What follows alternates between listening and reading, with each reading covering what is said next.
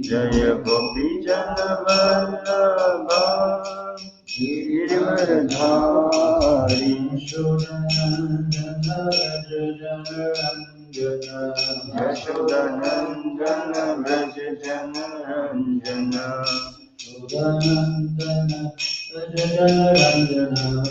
Yashodanandana Vraja Jana Ranjana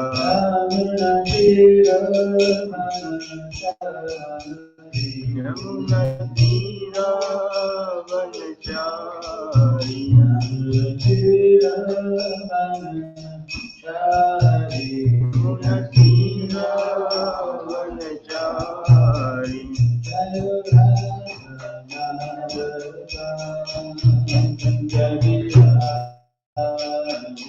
Radha Madhava Kunja Bihari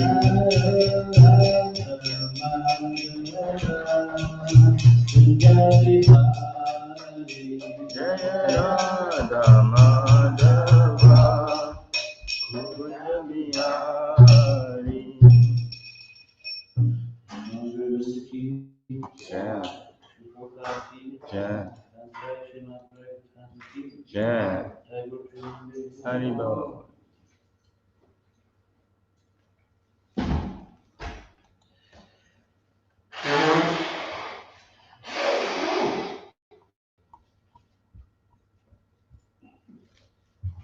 Read from Srimad, Volume 6, Uniting Two Worlds, chapter entitled I have done my part.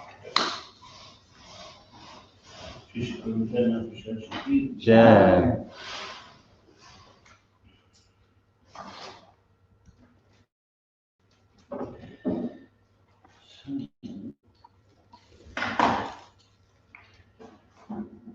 Prabhupada recalled the first San Francisco temple, the first Los Angeles temple, going to Seattle, pushing goes to go to Hawaii and receiving letters from Govinda Dasa in Hawaii who said that it was mountain season, except that when Prabhupada went there, it was rat season and all night the rats were running in the rafters. The new life into this Krishna consciousness, says Sri Prabhupada, there is no doubt about it. His thoughts returned to his upcoming tour and he said he could sleep in 3 seats across in the airplane, but he cautioned the devotees to be careful that once he got to America he not get kidnapped. Prabhupada had considered that Krishna may have been detaining him from going to the west so that he would not be disturbed by the demons, but now he would go in any case. So why was Prabhupada concerned about getting kidnapped? Decriminalized? I don't think it was that. It was something that was discussed earlier on about green card, that he would have to be quarantined or something, was it? Or was it deprograms? Was there mention about that? That there was mention of green card before, wasn't there? Something mention of his visa and immigration. So kidnapping means he'd be stuck somewhere in some kind of immigrant transit area.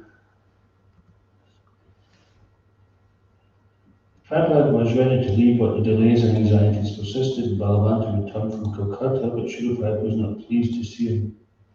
Why, he demanded, had he come back without Abhiram? Bhagavatam said he had wanted to be with Srila Prabhupada and he thought that Abhiram would handle the last steps of getting the green card. Prabhupada reprimanded Bhagavatam, saying service to Guru was better than being with him. Prabhupada made that lesson many times.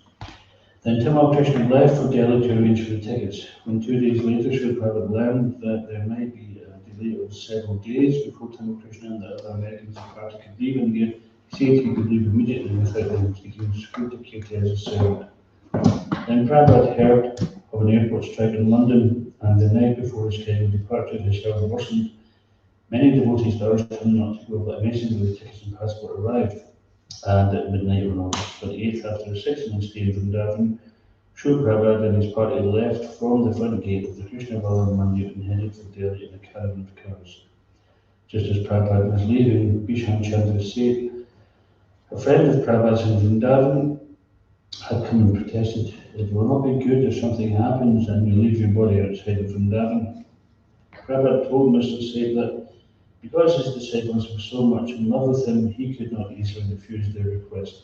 If the trip became too difficult, he said he would return immediately. He told Mr. Seth that he was simply depending on Krishna.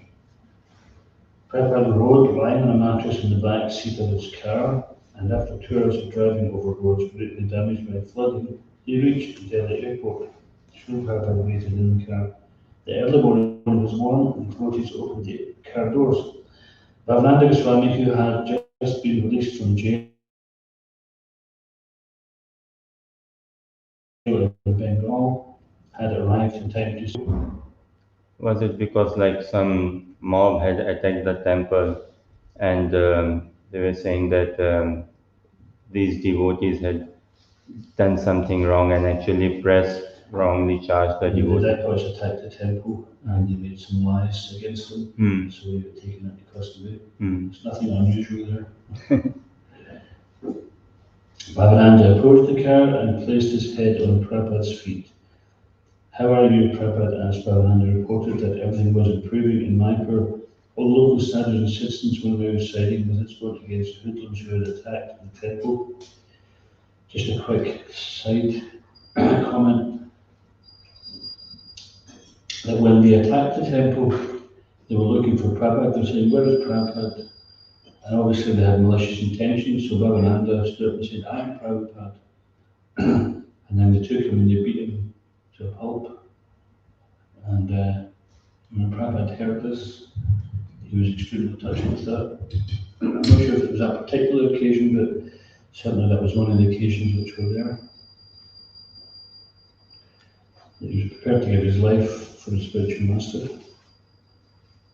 Srila Prabhupada was moving to an airport waiting room prior to going through the customs formalities. About 10 devotees were there to see him off as he left with his party of 4 to Mount Krishna, Pendra, Prajuna, and Prabu's wife Arundhati. Srila Prabhupada sat upright on the airport couch, silently fingering the beads in his bead bag. His bare feet, resting in his sandals, were slightly swollen, as were his hands. He looked to see who was present and slightly nodded to each disciple in recognition. The devotees felt there was no need for Srila Prabhupada to talk. Just being with him was wonderful and fully satisfying. He had already spoken to them fully and had given himself and his books in many other ways. So they chanted and looked lovely.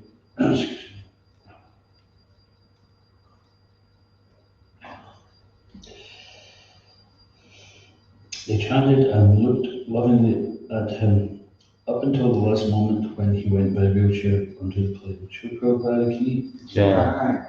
Om Namo Bhagavate Vasudevaya. Om Namo Bhagavate Vasudevaya. Om Namo Bhagavate Vasudevaya. Om Namo Bhagavate Vasudevaya. Om Namo Bhagavate Vasudevaya. From Srimad Bhagavatam, Canto 5, Chapter 17, text number 17. 17. 17 and 18 do not have purpose, so it is 19 which has got purpose. Right.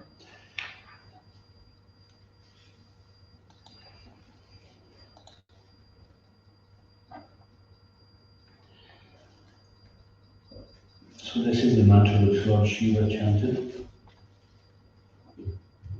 Shri Bhagavan Vacha Om Namo Bhagavate Mahapurushaya Sarvaguna Sankyana Yarantaya Vyaktaya Namati. And the translation is the most powerful Lord Shiva says, O Supreme Personality of Godhead, I offer my respectful obeisances unto you in your expansion as Lord Sankirtan. You are the reservoir of all transcendental qualities. Although you are unlimited, you remain unmanifest to the non-devotees.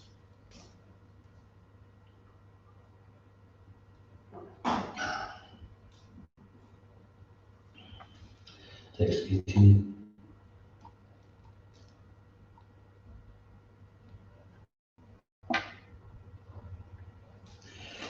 Bhaje Bhaje Bhajanyarana Bhajanyarana Pada Pada Pankajam Pankajam Bhaje Bhajanyarana Padapankajam Bhaje Bhajanyaranapadapankajam Bhagasya Krishnasya Param Parayanam Bhagasya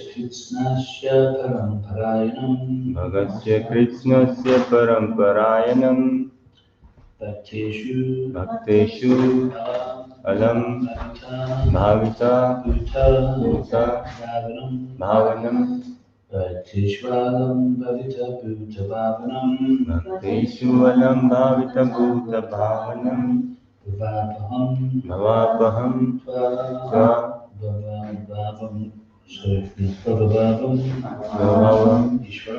Ishwaram Bhavavam Tva Bhavavam Ishwaram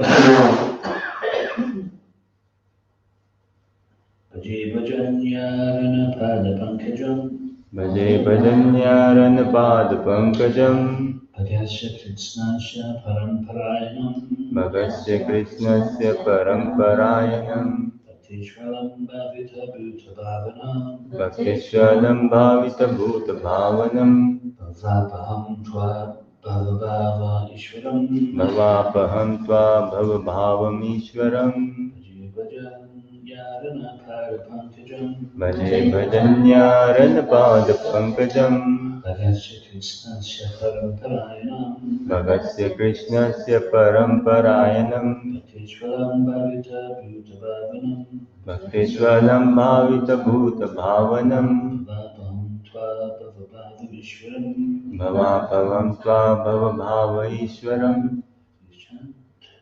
Bhaje Bhajanyaranapadapankajam Bhagasya Krishnasya Paramparayanam Bhakteshwa Alam Bhavita Bhuta Bhavanam Bhavapaham Tva Bhavabhavam Ishwaram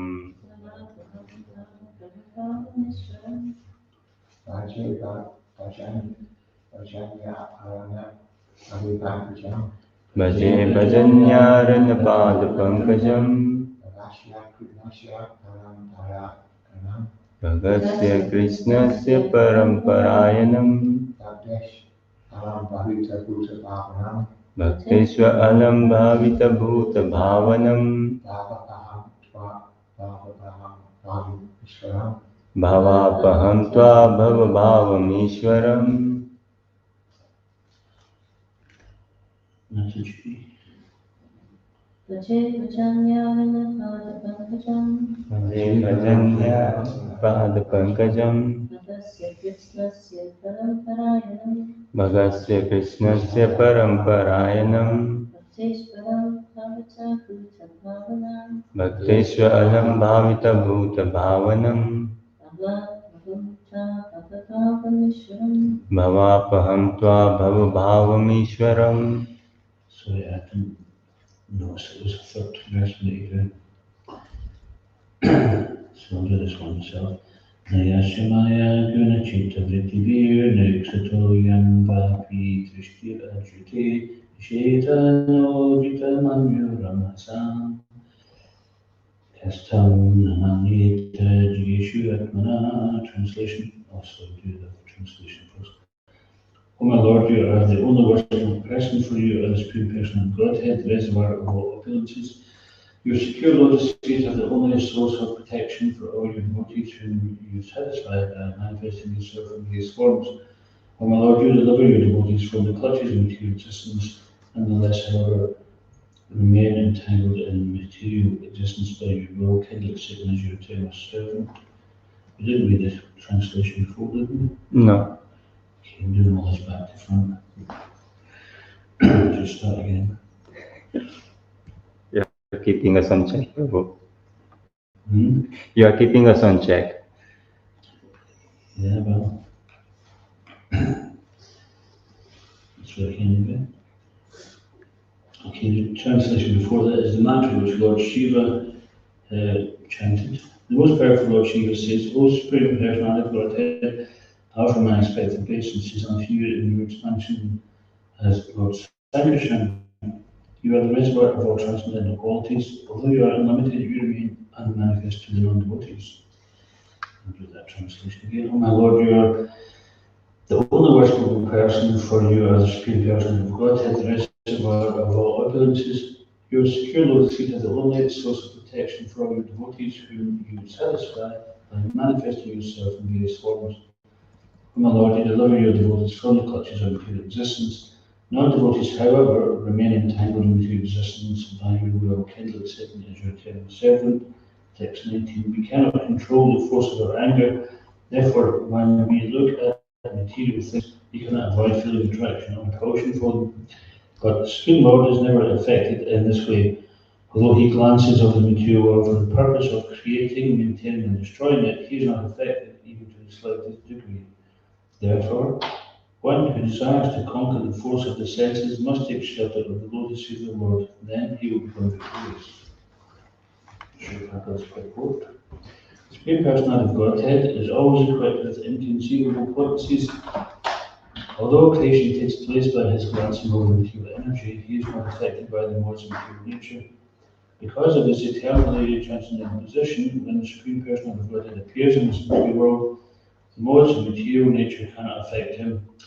Therefore, the Supreme Lord is called Transcendence, and anyone who wants to be secure from the influence of the modes of material nature must take shelter of him. Om Gyanatamanda Shya Gyanamjana Salakaya Chakrumritamina Kadmashiri Maha Kambhiroti Vachalam Pandamagate Grimya Kripatam Vande Shri Saranam Jai Shri Krishna Chaitanya Prabhu Nityananda Shri Dvaita Vedanta Shri Sri Guru Bhaktivinoda Hare Krishna Krishna Krishna Hare Hare Hare Rama Rama Hare.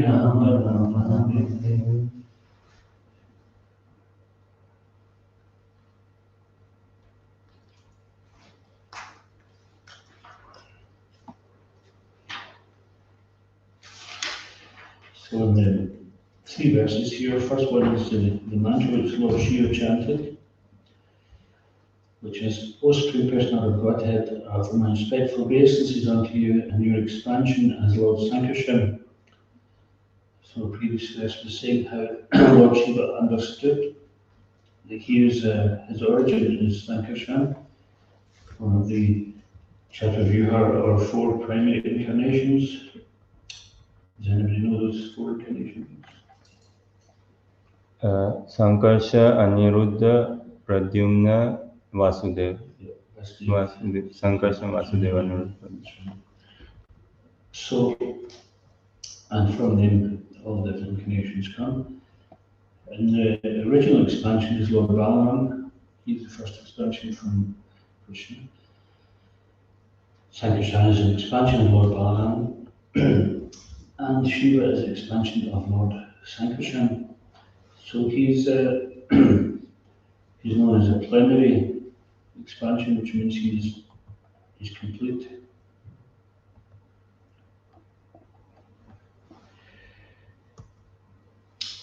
And he's also showing us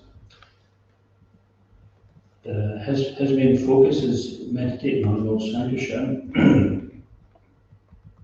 He's showing us that we should also take shelter in the Supreme Personality of Godhead.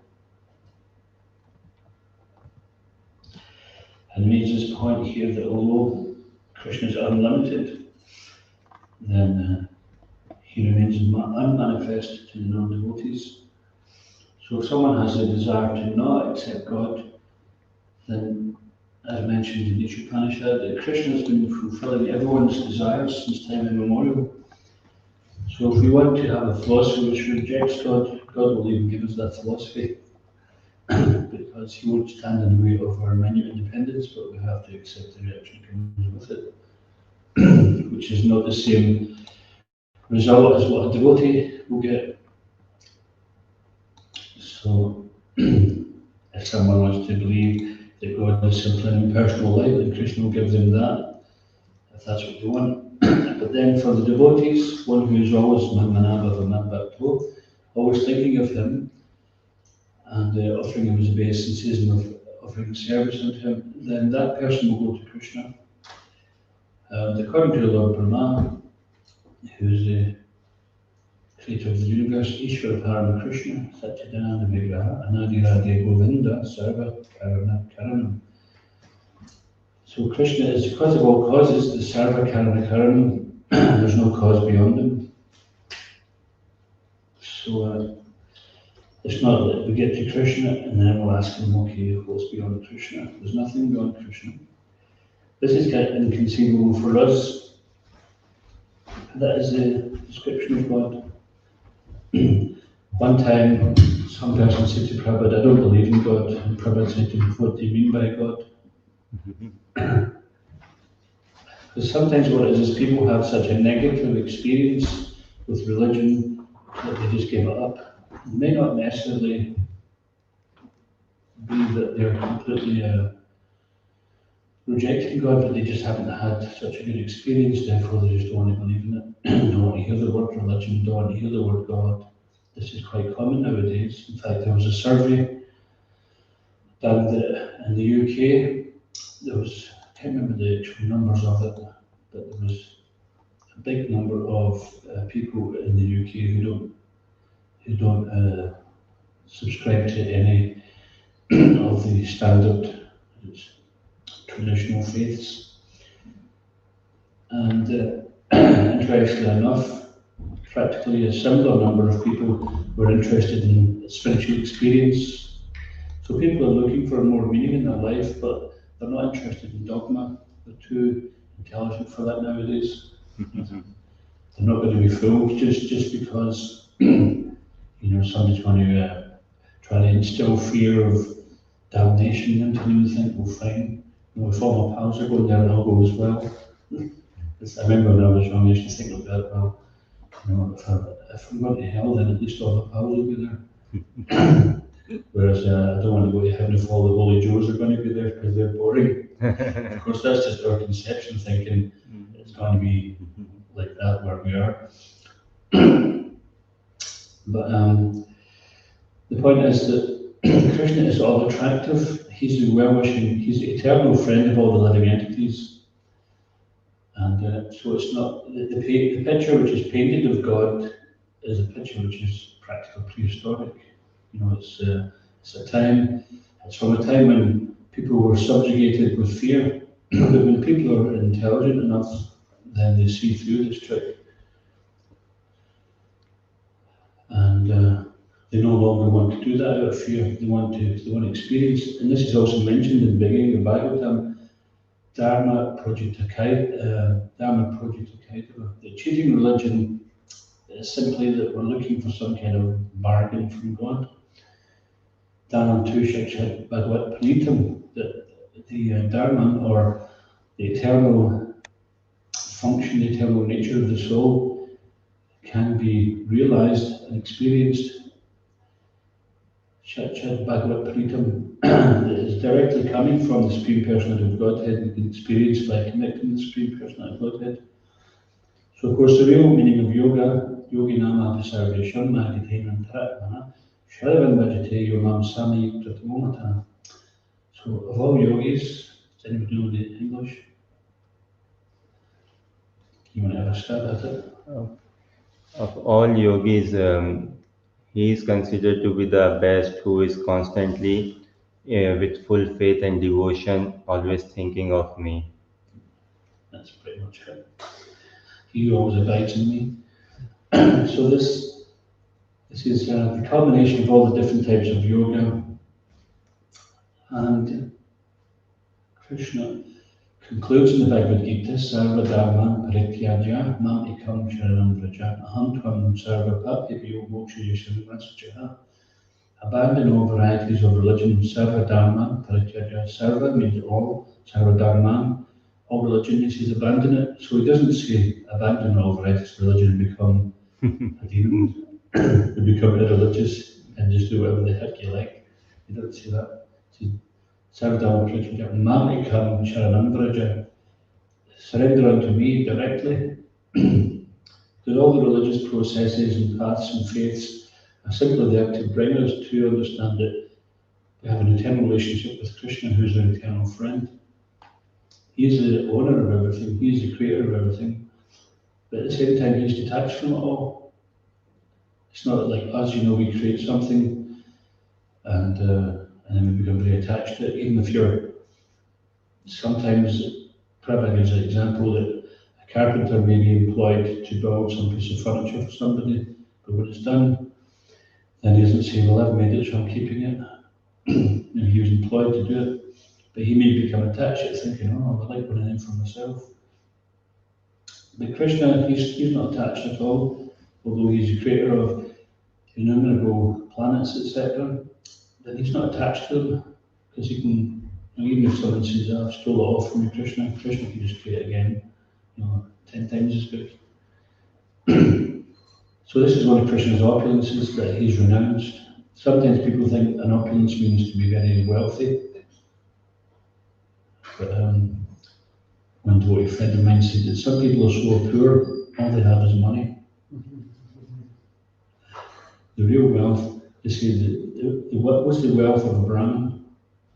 Satisfaction, contentment, satisfaction. Austerity. Uh, Austerity is wealth of the Brahmins. So that doesn't mean to say that we should be about punishing ourselves artificially. But if we read Bhagavad Gita, we'll see what austerities and mode of goodness are. Controlling mind, the senses, simplicity, peacefulness, accepting that which is favourable for the path of devotional service, rejecting that which is unfavourable. So this takes a great endeavour. It's not like austerity is just to be satisfied with. That doesn't sound very austere. But as if it requires having to make major changes in their life. And especially if we are accustomed to a different lifestyle altogether, maybe we're accustomed to breaking all the regulative principles and realise, for me to get purified and go forward in a spiritual realisation, I need to leave all that behind. Or maybe we attach to a particular faith which has actually brought us to a certain point, but if we want to go further, we have to leave that behind. And so, personally, when I was brought up in the faith I was brought up in, and I started getting inquisitive, and I asked the senior persons there, the priests, questions about God, and they said, well, you don't need to know about this. And I said, well, I do, that's why I'm asking. The question's there, how am I supposed to give my life to something that I don't have any knowledge of? So, Prabhupada is such clear and upfront that you don't need to know about this, or where the priests were they so clear and upfront in saying that these are Yeah, he told me. literally you don't need to know. Yeah. It's interesting because we're accustomed to at the temple, someone speaks and then you have time for questions and answers. But in my experience, that wasn't there. It was just you were preached something and then that was it. You just left him kind of accept it. Not putting anything down because, like Prabhupada says, we should encourage people to follow whatever religious path they're following so that they can make some advancement. And there's no difference. The only difference I personally found was that there's so much more knowledge about what the destination is, how to get there, what is this material world about, how to get free from it. So, for example, when Jesus Christ said, love thy Lord thy God with all thy mind and heart, mind and soul, then that is the goal, to love Krishna. But we need to know how. How do we come from this place where we love ourselves? At best, a lot of times we just get ourselves. Because the material world has subdued us so much that sometimes there's not much light at the end of the tunnel. The material world is so heavy, very cruel place to live in. But the good news is that we're eternal spirit souls. Every living entity is eternal spirit soul, and we're all eternally related to Krishna, and at some point or another, we're all going back to Krishna because that's where we came from. And there's a process where we can do that, and we can start to experience that right from the start. So just going back to the point I was making originally was, although people were rejecting the dogma of traditional religions, we were finding that many of these people were looking for experience. So people are spiritually inclined, but they're not going to be. They're not going to give up the lifestyle they've got unless they've actually got something there. And this is good. Prabhupada said that atheist is a sign of intelligence. It means that they don't accept blindly. Prabhupada would always see the good, even in opposing philosophies. It means they don't accept blindly, because blind following is it's not conducive. We have to understand that it has to be something practical we can experience.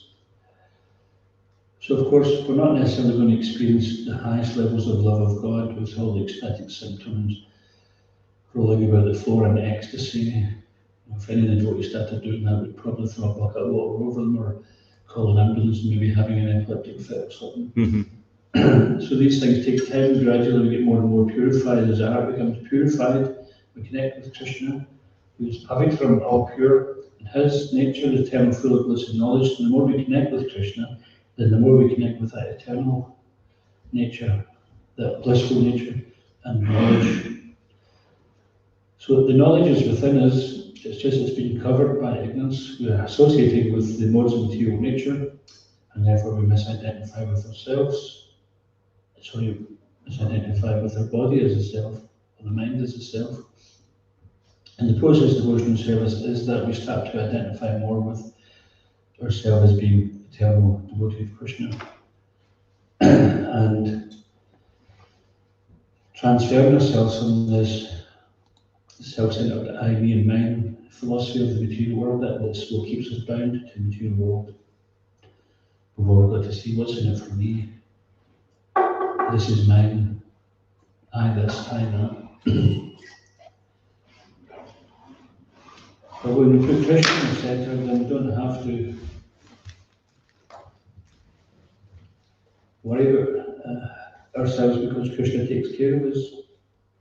He's known as Bhakta Vatsala, protector of the devotee. It's also in Bhagavad Gita, Krishna explains Param Drisva Navartate, Rasovartam Sopyasya, Param Drisva Navartate. That in order to give up our entanglement, our attachment to this material world, then we have to experience something higher. We have to experience something better. If we don't experience something better, then we're just going to go back to what we're used to. And we see that actually when devotees, sometimes they give up temporarily the process of Krishna consciousness, and then they just go back to what they were doing before, which is generally not that auspicious. So therefore, to protect ourselves, we have to be accepting and rejecting things which are favourable, rejecting the unfavourable things, so that we can protect ourselves from the effects of Maya.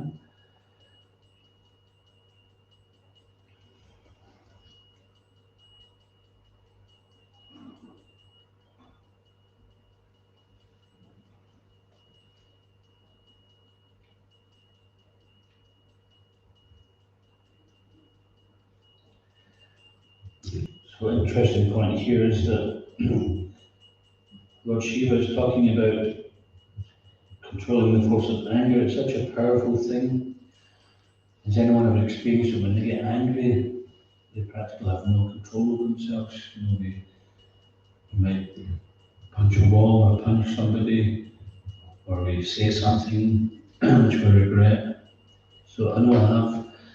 And then later on you think, well, I made such a fool of myself.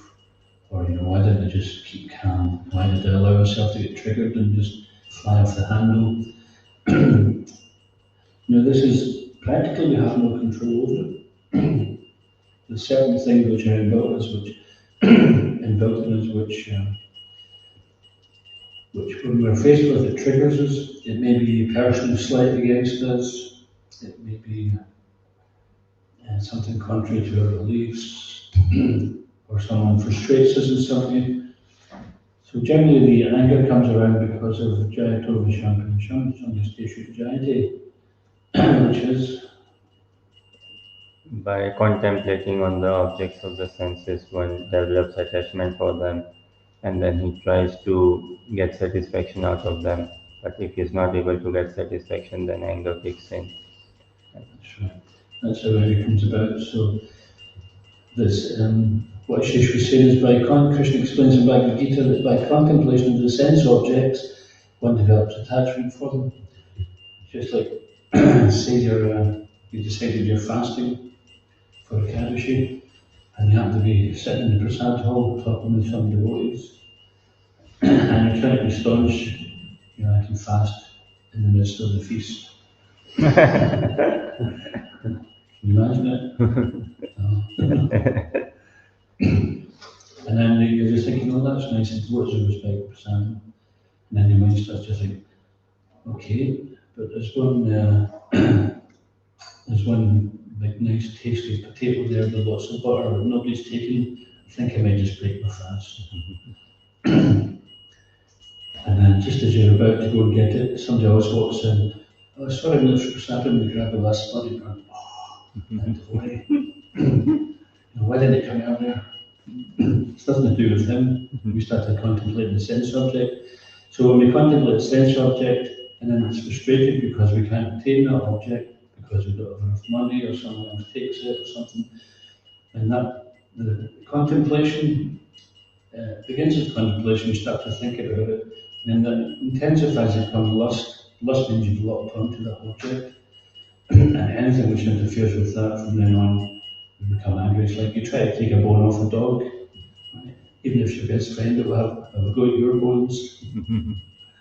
So sometimes we can be like that. We can be like Maya's dog, and we're hanging on to some sense object. Someone tries to take it from us, and we're going to fight for it. Or we can't achieve it because something's in the way, like we might want some, maybe you're bidding for something on eBay, and you're thinking, well, I've only got this much money, I'll just wait until a certain point, and then at the last second I'll just make a bid. So you do, and then someone comes down right in front, right behind you, and then you get frustrated because you really wanted that and you can't afford it otherwise. So this contemplation of the sense objects, what we forget is we actually don't need these things anyway. Things are just things, aren't they? That's what they are. Unless we can use them for some meaningful purpose, then it's the thing that the attraction is there before you get it. The novelty, right? And then after a little while, the novelty wears off. You get a new car and you're all fired up about it, or you get a new pair of shoes, then you have to wear them. As soon as you put them on, then you start to deteriorate. They deteriorate. A new car, you get a brand new car, and as soon as you turn it on, as it's starting to wear down, as soon as you take it out, there's a risk of getting a bump. And even with new cars, it doesn't mean to say that it's guaranteed to be fault-free for the next 20 years.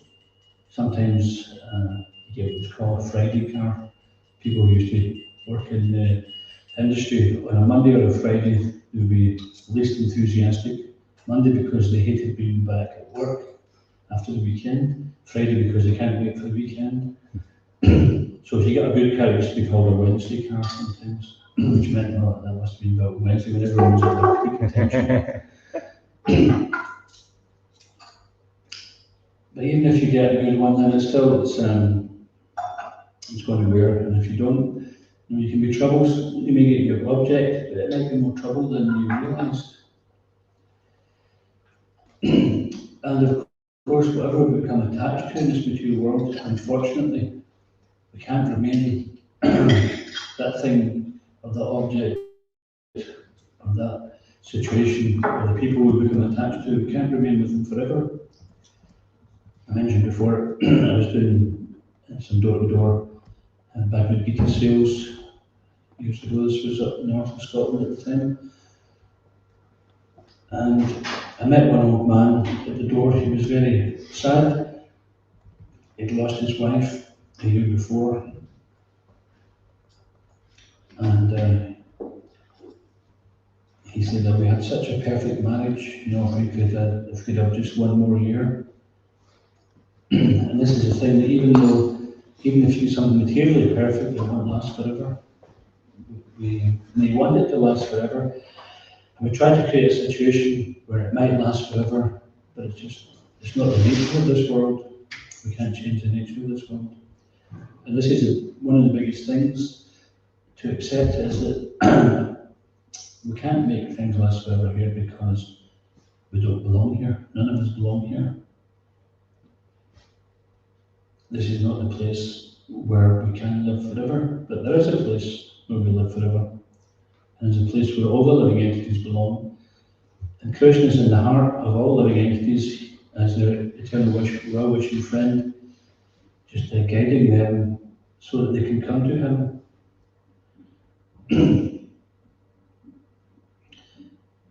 Sometimes when we become frustrated with this world, we just want to be done with it now. And if Krishna comes now and says, come back, we'll say, okay, I'm done, I'm going. But then Krishna says, well, you have to leave this behind, you have to leave that behind. So, can I just take this with me? No, you've got to leave it all behind. That doesn't belong there. There's that story, wasn't it?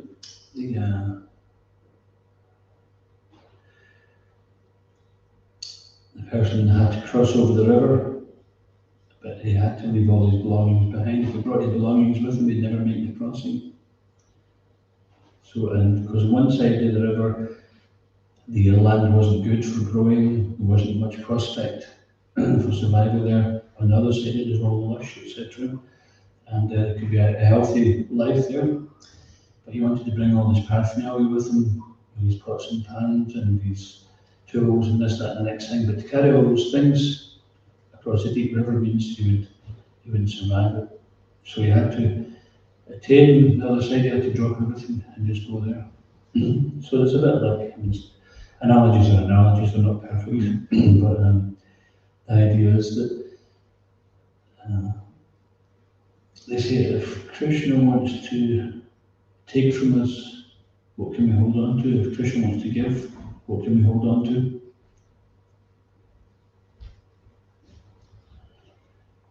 So if Krishna wants to give us something, but we've got our hand tight, closed, holding on to something already, then only if there's something higher, if we feel attracted to something higher, we're going to let go of what we've got. Just like a child has a piece of broken glass in its hand, and the parent will say, well, give me that. If the parent says, gives me, just give me that, they'll say, no, and they'll grab it, and then they'll cut themselves. But if the parent says, oh, look at this lovely necklace, do you like it? And they'll just drop it, oh, yes. So Krishna's saying, this material world is a place of suffering. Just come back. The place where you're going to is eternal. There's no more birth or death, no more old age, no more disease. And it's just every step is a dance, every word is a song. And everybody is full of knowledge and full of bliss. In this world we experience the opposite. And we get so many lessons in this world that show us that. So what to do about it? So therefore Lord Shiva said here that we cannot control the force of our anger, therefore when we look at material things we cannot avoid feeling attraction or repulsion for them. So we some material things we feel attracted to, some material things we feel repulsed by. So this is based on our own particular likes and dislikes, what we want for our sense gratification. But the Supreme Lord is never affected in this way. So Krishna is not affected by feeling attraction, repulsion. He's not affected in the slightest degree. And therefore, Lord Shiva is saying, one who desires to conquer the force of the senses must take shelter of the lotus feet of the Lord, and then he will be victorious. So there's a name for Krishna which is called Ajita. Ajit. Does anybody know what that means? Unconquerable. Unconquerable. Yeah, so Krishna cannot be conquered because he's the Supreme Personality of Godhead. But there's one thing that he can be conquered by, and what's that? The devotee of the devotee. Yeah, by pure devotional service. So although Krishna is all attractive, that he's attracted also when the living entity takes the devotional service. Therefore, Prabhupada used to quote his spiritual master would say, don't try to see God, but act in such a way that God will see you. So, because Krishna is everywhere, this is also mentioned in one of the verses. Although you are unlimited, you remain unmanifest to non-devotees. So this word avyakta means unmanifest. So Krishna is unmanifest, but when the living entity starts to take the devotional service, then Krishna starts to manifest. It may be imperceivable to us, but after some period of time in devotional service, through chanting, praying, engaging in service, taking prasad, sometimes we'll look back and think, well, I didn't think I'd be able to leave that behind. I remember when I first read books about Krishna consciousness, and it was saying, these are the do's and don'ts, and I thought, oh, it sounds very good, the philosophy, but I just don't think I could give this up, I don't think I could give that up. And somewhere along the line, you look back and you think, we did give it up, by Krishna's mercy. So this is possible by Daivahisha Gunamayi Mama Maya Durataya Evami Vajanti Magnetan Tarantiti. So this divine energy of mind, Krishna says, known as Maya, material energy, Daivahisha Gunamayi, is impossible to overcome. He says it's very difficult to overcome, but it's actually impossible to overcome. But one who is surrendered unto me can easily cross beyond it. So it's just like, say you're trying to get in a nightclub and there's a bouncer at the door, or bouncers at the door, and they're very formidable, and there's no chance you're going to get in the nightclub. But then the owner of the nightclub comes through and he says to them, oh, that's my pal, let them in. And then you get in without any difficulty. So this is the situation. Maya is the bouncer for the spiritual world, and she keeps all those rascals and ruffians out of the spiritual world so we don't create a problem inside. But Krishna says, oh, this one's okay, let him in. And Maya steps aside. So therefore, this is the motivation for everything we do in Krishna consciousness is we want to gain Krishna's attention. And we do that by following his instructions when he says, just try to learn the truth by approaching the spiritual master, inquire from him submissively and render service unto him.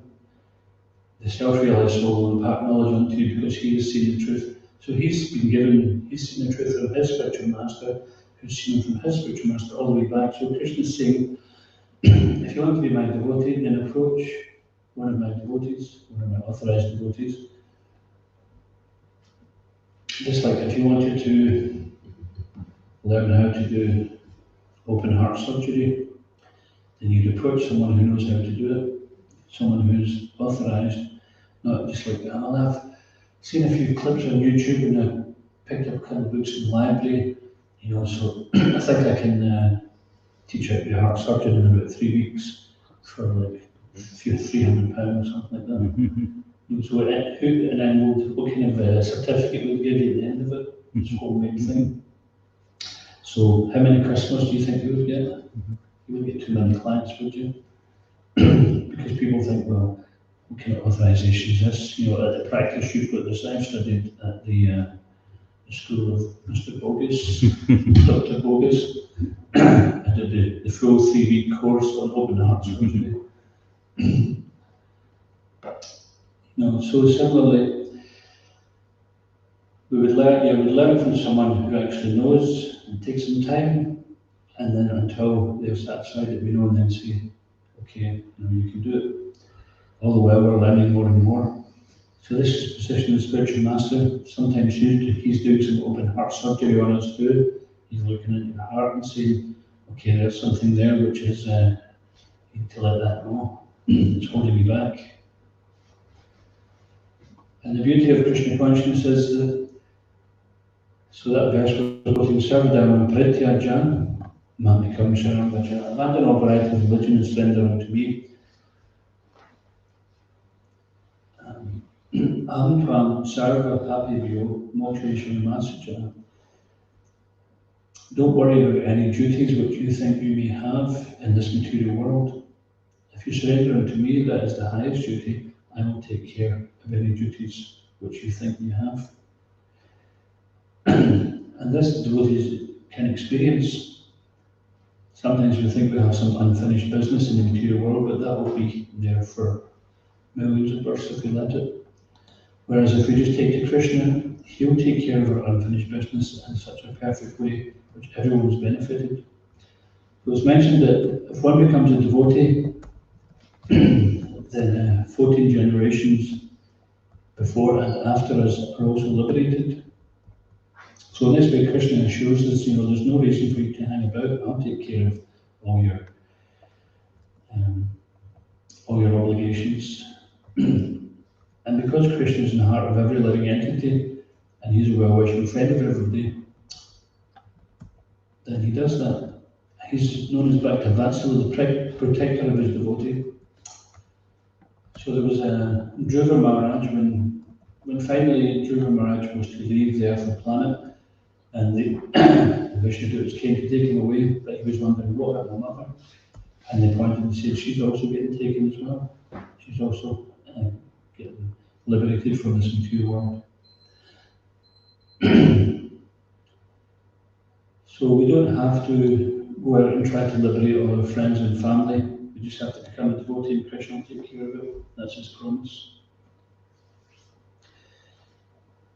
And we have personal experience of this. Many devotees have got personal experiences of that. So I'll just like to stop there and finish with any questions or comments. Laura's asking, when we take shelter of the Lord, when we truly realize He is in control of everything, when we know He has a plan for us. What's the question? Say again. When we take shelter of the Lord, when we truly realize He is in control of everything, when we know He has a plan for us, should we feel safe and protected under His shelter, or is this another illusion and we can never be safe in the material world? Yeah, in the material world there's always danger. Padam, thanks a lot for your question, by the way. So it's mentioned Padam, Padam, Yad, Padam. Step after step, there's danger in this material world. So it's always a dangerous place. But when you're with Krishna, the devotee becomes fearless. So fear comes from attachment. Fear of losing what we're attached to. Vita, Raga, Bhaya, Krodha. Vita means free, to become free from Raga, attachment, Bhaya, fear, and Krodha, anger. Then one takes shelter in Krishna. So the more we take shelter in Krishna, the more we become free from fear, because the more we become free from attachment. So being free from attachment doesn't mean to say that we become cold-hearted, apathetic, things like that. That's like material renunciation. But our nature is to be attached, so we transfer that attachment to Krishna. When we become attached to Krishna, then gradually, because we're attached to Krishna, then we're not attached to the material world, so we have no fear. If we're attached to something, we're afraid to lose it. And this attachment is an illusion because we think we have some control over it. But often things happen, even though we may be super attached, often things happen which we have no control over. But when we take shelter in Krishna, then we will become free, and to the degree we surrender to Krishna, that degree also will become free from fear. Already by practicing Krishna consciousness, we're becoming free from fear, being attached to Krishna. And the thing which we are afraid of is to fall into Maya again. The devotee is always afraid to fall into Maya. So when we're afraid of Maya, that's a healthy sign. If we're not afraid of Maya and we're afraid that someone's going to catch us in Maya, that's not such a healthy thing.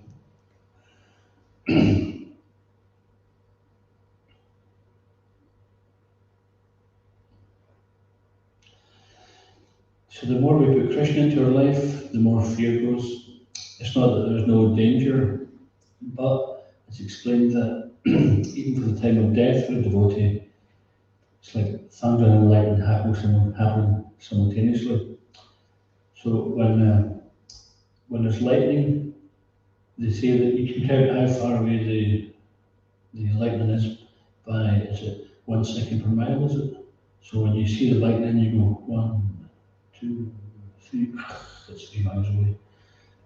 But when you see lightning and thunder happen simultaneously, it's right on top of you. Therefore, at the time of death for the devotee, we simultaneously give up the material world and enter into the spiritual world at the same time. We practically don't even notice it.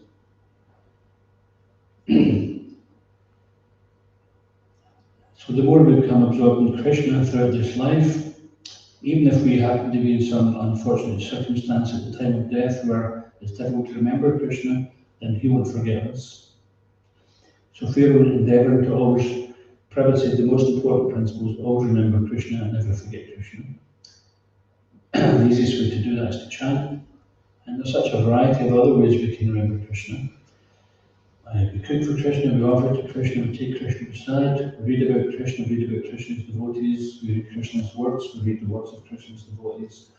We engage in some practical devotional service. The practice of devotional service is to put it into realistic terms, into practice, the lessons we're learning, the theory we're learning. Even reading the books is purifying goal to speak of putting those lessons into practice. That's when it becomes Vijnana or real life knowledge, because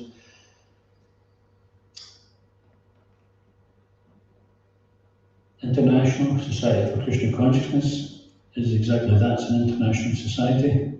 So you have people from all kinds of races, classes, etc. coming together to serve on one purpose.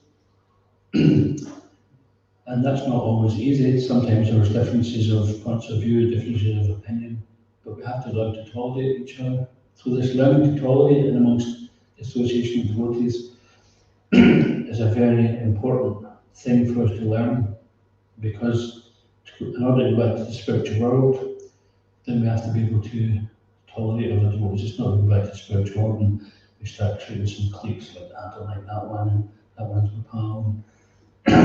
You know, everybody has a single pointed attention to serving Krishna and Krishna's purposes. And Krishna is not some kind of egotistic person who just wants everybody serving him. No, Krishna is also serving his devotees. When we serve Krishna, we're all part of Krishna's plan and we all enjoy. So yeah, just to summarise, to answer your question, Laura, is that the more we engage in Krishna consciousness, then the more fear departs from us. The more we become attached to Krishna, the more we become detached from the material world. And when we're detached from the material world, we're not afraid, because we're not afraid to lose that which is of the material world. So I hope that helps. She says, "Thank you, Prabhu. That makes a lot of sense. Practice, practice, practice. Please accept my obeisances." Thank you. In order to practice it and not forget what we're doing, we have to read the books so we understand the philosophy, we understand the way of life, we understand the knowledge of why we're doing it. If we just do service and we don't read or we don't hear, then in due course we'll take it as something mundane and we'll think, oh, what's the point of this? I'm just not going to make some money out of it and do the same thing somewhere else. So we have to keep attuned to the purpose of why we're doing it. And devotional service is full of meaning. In the material world, people are unsatisfied doing jobs, and it doesn't really have a lot of times it doesn't have any purpose, or if it does, it may have some altruistic or philanthropic purpose at best. But generally the purpose is based on maintaining themselves, just to get a roof over your head and your family. You got to work so hard, and there's hardly any time to do anything for yourself. So it's no surprise that at the weekend people just get intoxicated to forget all about it. The devotional service is not some meaningless labour. It's meaningful because it's connected to Krishna. Whatever we're doing is connected to Krishna because we're doing it for Krishna. So that can be done whether we're looking at the temple or whether one is at home. Obviously, now you're at the temple, it's a lot more focused. But we have to do the best in whatever situation we're in. Okay, so Jai. Jai. Jai. Hare Bol. His Grace Prabhupada Prana Prabhu ki.